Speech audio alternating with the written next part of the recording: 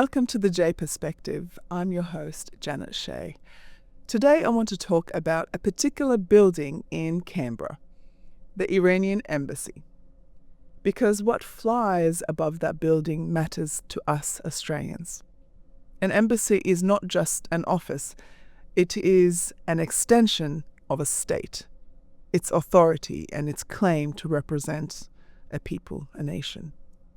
And right now, there is a clear break between the Iranian state and the Iranian nation.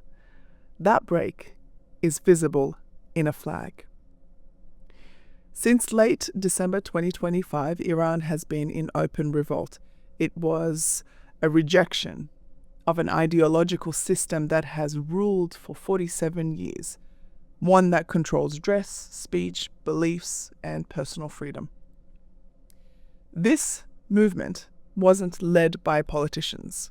It wasn't funded by foreign governments. And it wasn't armed. It came from ordinary Iranians. Men, women, students, workers.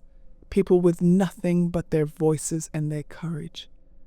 They are calling for Reza Pahlavi. Inside Iran, saying that name publicly is dangerous. There is no free speech protection. Being charged with enmity against God or corruption on earth can mean prison or death. So when Iranians chant that name, they are not being nostalgic. They are risking their lives and their families' lives. They are also holding up a flag, the lion and sun. To outsiders, this might sound trivial. It isn't. The Islamic Republic flag is an ideological system. It represents a religious system, not a civilization. For millions of Iranians, it stands for forced veilings, executions, censorship, morality police, fear. But the lion and sun is different. It predates the Islamic Republic by centuries. It is rooted in Persian identity, sovereignty, and history. Today, it represents something radical. Iran without theocracy, unity beyond religion, and a future not ruled by clerics. This is why it matters. Australia is a free society. We expect embassies here to represent nations, not its regime.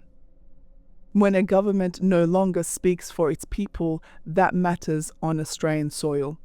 The Iranian Embassy in Canberra operates in a country that operates with consent, not fear.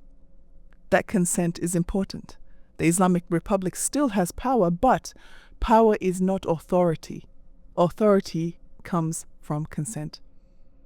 When a government survives through fear, when its symbols are rejected, and when even saying a name becomes a crime, that government is losing legitimacy. History is clear about how that ends. Here in Australia, I can say Reza Pahlavi without fear. Inside Iran, saying that name can get me killed. A system that fears a name is not strong, it's fragile. For 47 years, Iranians were promised virtue and given brutality. They are demanding their country back. So, this is my encouragement to my fellow Australians. Observe, question. Do not normalize silence. Do not look at suffering and say, it's complicated. Sometimes it isn't. Sometimes people are simply demanding their country back.